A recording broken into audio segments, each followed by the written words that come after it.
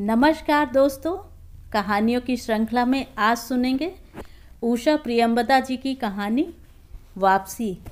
लेकिन उससे पहले मेरा आपसे विनम्र अनुरोध है कि अगर मेरे द्वारा सुनाई हुई कहानियाँ आपको अच्छी लगती हैं तो मेरे चैनल को सब्सक्राइब ज़रूर करें, लाइक करें और अपने दोस्तों और परिचितों में शेयर भी करें। बेल आइकन दबाना बिल्कुल भी ना भूलें। आज सुनिए वापसी। गजाधर बाबू ने कमरे में जमा सामान पर एक नज़र दौड़ाई। 2 बॉक्स, डोलची, बाल्टी। यह डिब्बा कैसा है गणेशी? उन्होंने पूछा। गणेशी बिस्तर बांधता हुआ कुछ गर्व, कुछ दुख, कुछ लज्जा से बोला, घरवाली ने साथ को कुछ बेसन के लड्डू रख दिए हैं। कहा बाबूजी को पसंद थे। अब कहाँ हम गरीब लोग आपकी कुछ खातिर कर पाएंगे। घर जाने की खुशी में भी गजाधर बाबू ने एक विषाद का अनुभव किया। जैसे एक परिचित स्नेह आदर में सहज संसार से उनका नाता टूट रहा था। कभी कभी हम लोगों की भी खबर लेते रहिएगा। गणेशी बिस्तर में रस्सी बांधता हुआ बोला। कभी कुछ ज़रूरत हो तो लिखना गणेशी। इस अगहन तक बिटिया की शादी कर दो। गणेशी ने अंगोछे के छोर से आंखें पोंछी। अब आप लोग सहारा न देंगे तो कौन देगा? आप यहाँ रहते तो शादी में कुछ हौसला रहता। गजाधर बाबू चलने को तैयार बैठे थे। रेलवे क्वार्टर का वह कमरा जिसमें उन्होंने कितने वर्ष बिताए थे, उनका सामान हट जाने से कुरूप और नग्न लग रहा था। आंगन में रोपे पौधे भी जान पहचान के लोग ले गए थे और जगह जगह मिट्टी बिखरी हुई थी। पर पत्नी बाल बच्चों के साथ रहने की कल्पना में यह बिछोह एक दुर्बल लहर की तरह उठकर विलीन हो गया। गजाधर बाबू खुश थे, बहुत खुश। 35 साल की नौकरी के बाद वह रिटायर होकर जा रहे थे। इन वर्षों में अधिकांश समय उन्होंने अकेले रहकर काटा था। उन अकेले क्षणों में उन्होंने इसी समय की कल्पना की थी जब वह अपने परिवार के साथ रह सकेंगे। इसी आशा के सहारे वह अपने अभाव का बोझ ढो रहे थे। संसार की दृष्टि में उनका जीवन सफल कहा जा सकता था। उन्होंने शहर में एक मकान बनवा लिया था। बड़े लड़के अमर और लड़की कांति की शादियां करती थीं। 2 बच्चे ऊंची कक्षाओं में पढ़ रहे थे। गजाधर बाबू नौकरी के कारण प्रायः छोटे स्टेशनों पर रहे और उनके बच्चे और पत्नी शहर में, जिससे पढ़ाई में बाधा न हो। गजाधर बाबू स्वभाव से बहुत स्नेही व्यक्ति थे और स्नेह के आकांक्षी भी। जब परिवार साथ था, ड्यूटी से लौटकर बच्चों से हंसते बोलते, पत्नी से कुछ मनोविनोद करते। उन सब के चले जाने से उनके जीवन में गहन सूनापन भर उठा। खाली क्षणों में उनसे घर में टिका न जाता। कवि प्रकृति के न होने पर भी उन्हें पत्नी की स्नेहपूर्ण बातें याद रहती। दोपहर में गर्मी होने पर भी 2 बजे तक आग जलाए रहती और उनके स्टेशन से वापस आने पर गर्म गर्म रोटियां सेकती। उनके खा चुकने और मना करने पर भी थोड़ा सा कुछ और थाली में परोस देती और बड़े प्यार से आग्रह करती। जब वह थके हारे बाहर से आते तो उनकी आहट पा वह रसोई के द्वार पर निकल आती और उनकी सलज्ज आंखें मुस्कुरा उठती। गजाधर बाबू को तब हर छोटी बात भी याद आती और वह उदास हो उठते। अब कितने वर्षों बाद वह अवसर आया था जब वह फिर उसी स्नेह और आदर के मध्य रहने जा रहे थे। टोपी उतारकर गजाधर बाबू ने चारपाई पर रख दी, जूते खोलकर नीचे खिसका दिए। अंदर से रह रहकर कहकहों की आवाज़ आ रही थी। इतवार का दिन था और उनके सब बच्चे इकट्ठे होकर नाश्ता कर रहे थे। गजाधर बाबू के सूखे चेहरे पर स्निग्ध मुस्कान आ गई। उसी तरह मुस्कुराते हुए वह बिना खांसे अंदर चले आए। उन्होंने देखा नरेंद्र कमर पर हाथ रखे शायद गत रात्रि की फिल्म में देखे गए किसी नृत्य की नकल कर रहा था और बसंती हंस हंस कर दोहरी हो रही थी। अमर की बहू को अपने तन बदन, आंचल या घूंघट का होश न था और वह उन्मुक्त रूप से हंस रही थी। गजाधर बाबू को देखते ही नरेंद्र धप से बैठ गया और चाय का प्याला उठाकर मुंह से लगा लिया। बहू को होश आया और उसने झट से माथा ढक लिया। केवल बसंती का शरीर रह रहकर हंसी दबाने के प्रयत्न में हिलता रहा। गजाधर बाबू ने मुस्कुराते हुए उन लोगों को देखा, फिर कहा, क्यों नरेंद्र, क्या नकल हो रही थी? कुछ नहीं बाबूजी, नरेंद्र ने सिटपिटा कर कहा। गजाधर बाबू ने चाहा था कि वह भी इस मनोविनोद में भाग लेते, पर उनके आते ही जैसे सब कुंठित हो चुप हो गए। उससे उनके मन में थोड़ी सी खिन्नता उपज आई। बैठते हुए बोले, बसंती, चाय मुझे भी देना। तुम्हारी अम्मा की पूजा अभी चल रही है क्या? बसंती ने माँ की कोठरी की ओर देखा। अभी आती ही होंगी, और प्याले में उनके लिए चाय छानने लगी। बहू चुपचाप पहले ही चली गई थी। अब नरेंद्र भी चाय का आखिरी घूंट पीकर उठ खड़ा हुआ। केवल बसंती पिता के लिहाज में चौके में बैठी माँ की राह देखने लगी। गजाधर बाबू ने एक घूंट चाय पी, फिर कहा, बिट्टी, चाय तो फीकी है, लाइए चीनी और डाल दूँ। बसंती बोली, रहने दो, तुम्हारी अम्मा जब आएंगी तभी पी लूँगा। थोड़ी देर में उनकी पत्नी अर्ध का लोटा लिए निकली और अशुद्ध स्तुति कहते हुए तुलसी में डाल दिया। उन्हें देखते ही बसंती भी उठ गई। पत्नी ने आकर गजाधर बाबू को देखा और कहा, अरे आप अकेले बैठे हैं, यह सब कहाँ गए? गजाधर बाबू के मन में फांस सी करक उठी। अपने अपने काम में लग गए हैं, आखिर बच्चे ही हैं। पत्नी आकर चौके में बैठ गईं। उन्होंने नाक भौं चढ़ाकर चारों ओर जूठे बर्तनों को देखा, फिर कहा, सारे में जूठे बर्तन पड़े हैं, इस घर में धर्म करम कुछ नहीं। पूजा करके सीधे चौके में घुसो। फिर उन्होंने नौकर को पुकारा। जब उत्तर न मिला तो एक बार और उच्च स्वर में, फिर पति की ओर देखकर बोली, बहू ने भेजा होगा बाजार। और एक लंबी सांस लेकर चुप हो रहीं। गजाधर बाबू बैठकर चाय और नाश्ते का इंतज़ार करते रहे। उन्हें अचानक ही गणेशी की याद आ गई। रोज़ सुबह पैसेंजर आने से पहले वह गर्म गर्म पूरियां और जलेबी बनाता था। गजाधर बाबू जब तक उठकर तैयार होते, उनके लिए जलेबियां और चाय लाकर रख देता था। चाय भी कितनी बढ़िया, कांच के गिलास में ऊपर तक भरी लबालब, पूरे 2.5 चम्मच चीनी और गाढ़ी मलाई। पैसेंजर भले ही रानीपुर लेट पहुँचे, गणेशी ने चाय पहुँचाने में कभी देर नहीं की। क्या मजाल कि कभी उससे कुछ कहना पड़े। पत्नी का शिकायत भरा स्वर सुनकर उनके विचारों में व्याघात पहुँचा। वह कह रही थी, सारा दिन इसी खिचखिच में निकल जाता है, इसी गृहस्थी का धंधा पीटते पीटते उम्र बीत गई, कोई जरा भी हाथ नहीं बटाता। बहू क्या किया करती है? गजाधर बाबू ने पूछा। पड़ी रहती है। बसंती को तो फिर कहो कि कॉलेज जाना होता है। गजाधर बाबू ने जोश में आकर बसंती को आवाज़ दी।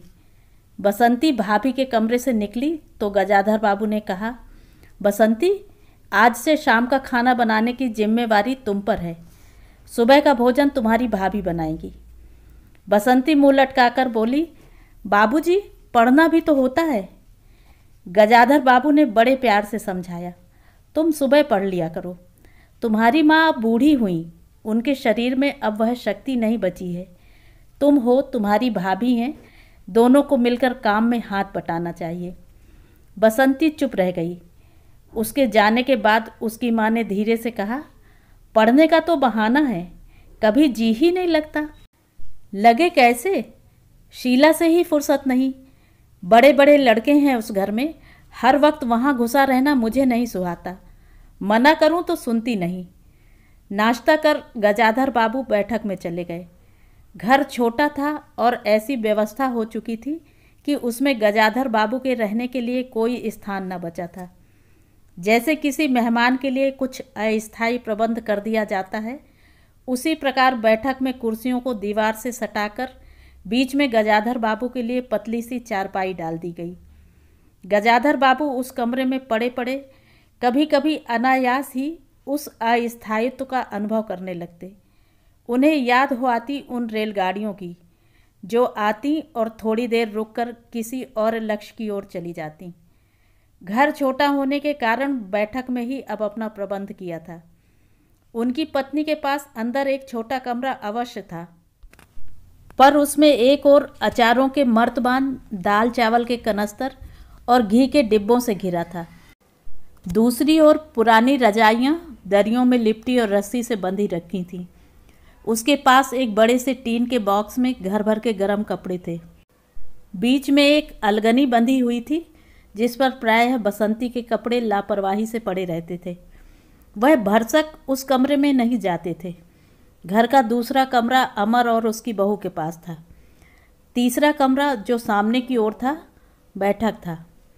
गजाधर बाबू के आने से पहले उसमें अमर की ससुराल से आया हुआ बेंत की 3 कुर्सियों का सेट पड़ा था। कुर्सियों पर नीली गद्दियाँ और बहू के हाथों के कड़े कुशन थे। जब कभी उनकी पत्नी को कोई लंबी शिकायत करनी होती तो वह अपनी चटाई बैठक में डाल पड़ जाती थीं। तो वह एक दिन चटाई लेकर आ गईं। गजाधर बाबू ने घर गृहस्थी की बातें छेड़ी। वह घर का रवैया देख रहे थे। बहुत हल्के से उन्होंने कहा कि अब हाथ में पैसा कम रहेगा, खर्च कुछ कम होना चाहिए। सभी खर्च वाजिब वाजिब तो हैं, किसका पेट काटूं। यही जोड़ गांठ करते करते बूढ़ी हो गई, न मन का पहना न ओढ़ा। गजाधर बाबू ने आहत विस्मित दृष्टि से पत्नी को देखा। उनसे अपनी हैसियत छिपी नहीं थी। उनकी पत्नी तंगी का अनुभव कर उसका उल्लेख करती, यह स्वाभाविक था, लेकिन उनमें सहानुभूति का पूर्ण अभाव गजाधर बाबू को बहुत खटका। उनसे यदि राय बात की जाती तो प्रबंध कैसे हो तो उन्हें चिंता कम संतोष अधिक होता, लेकिन उनसे तो केवल शिकायत की जाती थी, जैसे परिवार की सब परेशानियों के लिए वही जिम्मेदार थे। तुम्हें किस बात की कमी है अमर की माँ? घर में बहू है, लड़के बच्चे हैं, सिर्फ रुपए से ही आदमी अमीर नहीं होता। गजाधर बाबू ने कहा और कहने के साथ ही अनुभव किया यह उनकी आंतरिक अभिव्यक्ति थी, ऐसी कि उनकी पत्नी नहीं समझ सकती।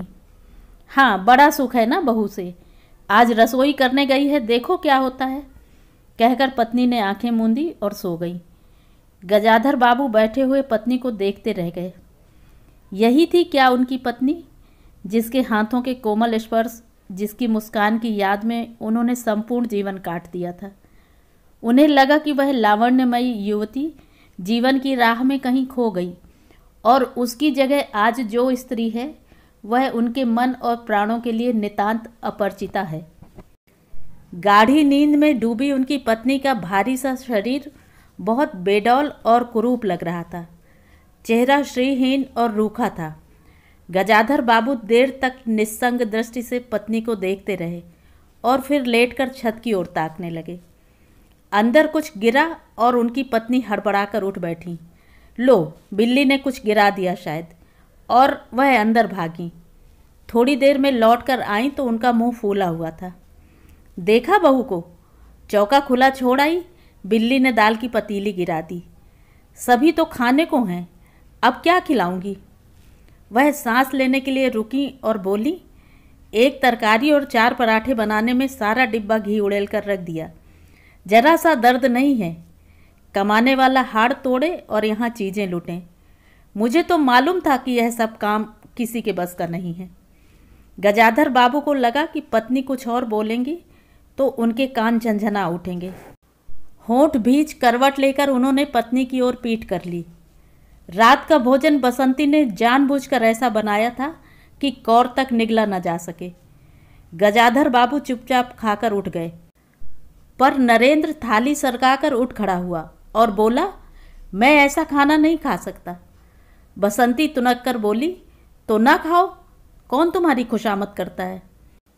तुमसे खाना बनाने को कहा किसने था? नरेंद्र चिल्लाया। बाबूजी ने। बाबूजी को बैठे बिठाए यही सूझता है। बसंती को उठाकर माँ ने नरेंद्र को मनाया और अपने हाथ से कुछ बनाकर खिलाया। गजाधर बाबू ने पत्नी से कहा, इतनी बड़ी लड़की हो गई और उसे खाना बनाने तक का शऊर नहीं आया। अरे आता सब कुछ है, करना नहीं चाहती, पत्नी ने उत्तर दिया। अगली शाम माँ को रसोई में देख कपड़े बदलकर बसंती बाहर आई तो बैठक से गजाधर बाबू ने टोक दिया, कहाँ जा रही हो? पड़ोस में, शीला के घर, बसंती ने कहा। कोई ज़रूरत नहीं है, अंदर जाकर पढ़ो, गजाधर बाबू ने कड़े स्वर में कहा।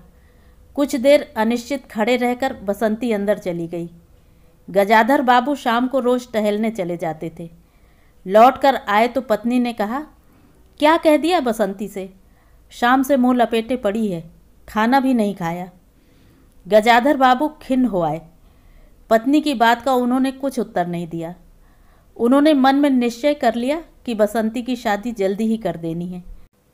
उस दिन के बाद बसंती पिता से बची बची रहने लगी। जाना होता तो पिछवाड़े से जाती। गजाधर बाबू ने 2-4 बार पत्नी से पूछा तो उत्तर मिला, रूठी हुई है। गजाधर बाबू को और रोष हुआ। लड़की के इतने मिजाज, जाने को रोक दिया तो पिता से बोलेगी नहीं। फिर उनको पत्नी ने ही सूचना दी कि अमर अलग रहने की सोच रहा है। क्यों? गजाधर बाबू ने चकित होकर पूछा। पत्नी ने साफ साफ उत्तर नहीं दिया। अमर और उसकी बहू की शिकायतें बहुत थीं। उनका कहना था कि गजाधर बाबू हमेशा बैठक में ही पड़े रहते हैं। कोई आने जाने वाला हो तो कहीं बैठाने की जगह नहीं। अमर को अब भी वह छोटा सा समझते थे और मौके बेमौके टोक देते थे। बहू को काम करना पड़ता था और सास जब तक फूहड़पन पर ताने देती रहती थी। हमारे आने के पहले भी कभी ऐसी बात हुई थी? गजाधर बाबू ने पूछा। पत्नी ने सिर हिलाकर जताया कि नहीं, पहले अमर घर का मालिक बनकर रहता था। बहू को कोई रोक टोक न थी। अमर के दोस्तों का प्रायः यहीं अड्डा जमा रहता था और अंदर से नाश्ता चाय तैयार होकर जाता रहता था। बसंती को भी वही अच्छा लगता। गजाधर बाबू ने बहुत धीरे से कहा, अमर से कहो जल्दबाजी की कोई ज़रूरत नहीं है। अगले दिन वह सुबह घूमकर लौटे तो उन्होंने पाया कि बैठक में उनकी चारपाई नहीं है। अंदर आकर पूछने वाले ही थे कि उनकी दृष्टि रसोई के अंदर बैठी पत्नी पर पड़ी। उन्होंने यह कहने को मुंह खोला कि बहू कहाँ है, पर कुछ याद कर चुप हो गए। पत्नी की कोठरी में झांका तो अचार, रजाइयों और कनस्तरों के मध्य अपनी चारपाई लगी पाई। गजाधर बाबू ने कोट उतारा और कहीं टांगने को दीवार पर नज़र दौड़ाई। फिर उसे मोड़कर अलगनी के कुछ कपड़े खिसकाकर एक किनारे टांग दिया। कुछ खाए बिना ही अपनी चारपाई पर लेट गए। कुछ भी हो, तन आखिरकार बूढ़ा ही था। सुबह शाम कुछ दूर टहलने अवश्य चले जाते, पर आते आते थक उठते थे। गजाधर बाबू को अपना बड़ा सा खुला क्वार्टर याद आ गया। निश्चिंत जीवन, सुबह पैसेंजर ट्रेन आने पर स्टेशन की चहल पहल, चिरपरिचित चेहरे और पटरी पर रेल के पहियों की खटखट, जो उनके लिए मधुर संगीत की तरह था। तूफान और डाकगाड़ी के इंजनों की चिंगाड़ उनकी अकेली रातों की साथी थी। सेठ रामजी मल के मिल के कुछ लोग कभी कभी पास आ बैठते। वही उनका दायरा था, वही उनके साथी। वह जीवन अब उन्हें एक खोई निधि सा प्रतीत हुआ। उन्हें लगा कि वह जिंदगी द्वारा ठगे गए हैं। उन्होंने जो कुछ चाहा उसमें से उन्हें एक बूंद भी न मिली। लेटे हुए वह घर के अंदर से आते विविध स्वरों को सुनते रहे। बहू और सास की छोटी सी झड़प, बाल्टी पर खुले नल की आवाज़, रसोई के बर्तनों की खटपट और उसी में 2 गौरैयों का वार्तालाप। और अचानक ही उन्होंने निश्चय कर लिया कि अब घर की किसी बात में दखल न देंगे। यदि गृह स्वामी के लिए पूरे घर में एक चारपाई की जगह यही है तो यहीं पड़े रहेंगे। अगर कहीं और डाल दी गई तो वहाँ चले जाएंगे। यदि बच्चों के जीवन में उनके लिए कहीं स्थान नहीं तो अपने ही घर में परदेसी की तरह पड़े रहेंगे। और उस दिन के बाद सचमुच गजाधर बाबू कुछ नहीं बोले। नरेंद्र मांगने आया तो बिना कारण पूछे उसे रुपए दे दिए। बसंती काफ़ी अंधेरा हो जाने के बाद भी पड़ोस में रही तो भी उन्होंने कुछ नहीं कहा। पर उन्हें सबसे बड़ा गम यह था कि उनकी पत्नी ने भी उनमें कुछ परिवर्तन लक्ष्य नहीं किया। वह मन ही मन कितना भार ढो रहे हैं, इससे वह अनजान ही बनी रही। बल्कि उन्हें पति के घर के मामले में हस्तक्षेप न करने के कारण शांति ही थी। कभी कभी कह भी उठती, ठीक ही है, आप बीच में न पड़ा कीजिए, बच्चे बड़े हो गए हैं, हमारा जो कर्तव्य था कर रहे हैं, पढ़ा रहे हैं, शादी कर देंगे। गजाधर बाबू ने आहत दृष्टि से पत्नी को देखा। उन्होंने अनुभव किया कि वह पत्नी व बच्चों के लिए केवल धनोपार्जन के निमित्त मात्र हैं। जिस व्यक्ति के अस्तित्व से पत्नी मांग में सिंदूर डालने की अधिकारी है, समाज में उसकी प्रतिष्ठा है, उसके सामने वह 2 वक्त भोजन की थाली रख देने से सारे कर्तव्यों से छुट्टी पा जाती है। वह घी और चीनी के डिब्बों में इतनी रमी हुई है कि अब वही उनकी संपूर्ण दुनिया बन गई है। गजाधर बाबू उनके जीवन के केंद्र नहीं हो सकते। उन्हें तो अब उनकी शादी के लिए भी उत्साह बुझ गया। किसी बात में हस्तक्षेप न करने के लिए निश्चय के बाद भी उनका अस्तित्व उस वातावरण का एक भाग न बन सका। उनकी उपस्थिति उस घर में ऐसी असंगत लगने लगी थी जैसे सजी हुई बैठक में उनकी चारपाई थी। उनकी सारी खुशी एक गहरी उदासीनता में डूब गई। इतने सब निश्चयों के बावजूद गजाधर बाबू एक दिन बीच में दखल दे बैठे। पत्नी स्वभावानुसार नौकर की शिकायत कर रही थी। इतना कामचोर है, बाजार की हर चीज़ में पैसा बनाता है, खाने बैठता है तो खाता ही चला जाता है। गजाधर बाबू को बराबर यह महसूस होता रहता था कि उनके घर का रहन सहन और खर्च उनकी हैसियत से कहीं ज़्यादा है। पत्नी की बात सुनकर लगा कि नौकर का खर्च बिल्कुल बेकार है। छोटा मोटा काम है, घर में 3 मर्द हैं, कोई ना कोई कर ही देगा। उन्होंने उसी दिन नौकर का हिसाब कर दिया। अमर दफ्तर से आया तो नौकर को पुकारने लगा। अमर की बहू बोली, बाबूजी ने नौकर छुड़ा दिया है। क्यों? कहते हैं खर्च बहुत है। यह वार्तालाप बहुत सीधा सा था, पर जिस टोन में बहू बोली, गजाधर बाबू को खटक गया। उस दिन जी भारी होने के कारण गजाधर बाबू टहलने नहीं गए थे। आलस्य में उठकर बत्ती भी नहीं जलाई। इस बात से बेखबर नरेंद्र माँ से कहने लगा, अम्मा तुम बाबूजी से कहती क्यों नहीं? बैठे बिठाए कुछ नहीं तो नौकर ही छुड़ा दिया। अगर बाबूजी यह समझे कि मैं साइकिल पर गेहूं रख आटा पिसाने जाऊंगा तो मुझसे यह नहीं होगा। हाँ अम्मा, बसंती का स्वर था। मैं कॉलेज भी जाऊं और लौटकर घर में झाड़ू भी लगाऊं, यह मेरे बस की बात नहीं है। बूढ़े आदमी हैं, अमर भुनभुनाया, चुपचाप पड़े रहें, हर चीज़ में दखल क्यों देते हैं?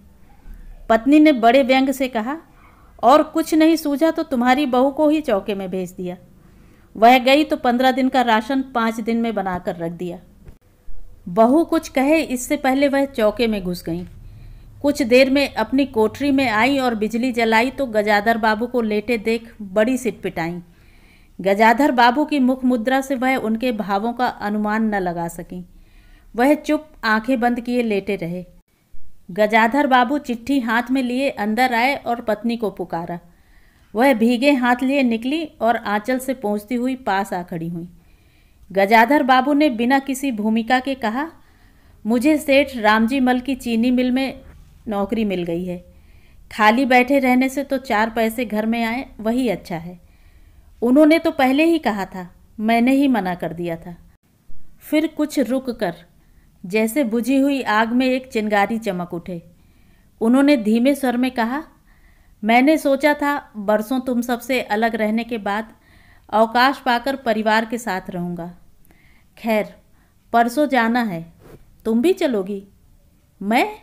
पत्नी ने सकपकाकर कहा, मैं चलूँगी तो यहाँ का क्या होगा? इतनी बड़ी गृहस्थी, फिर सयानी लड़की। बात बीच में काट गजाधर बाबू ने थके हताश स्वर में कहा, ठीक है, तुम यहीं रहो, मैंने तो ऐसे ही कहा था, और गहरे मौन में डूब गए। नरेंद्र ने बड़ी तत्परता से बिस्तर बांधा और रिक्शा बुला लाया। गजाधर बाबू का टिन का बॉक्स और पतला बिस्तर उस पर रख दिया गया।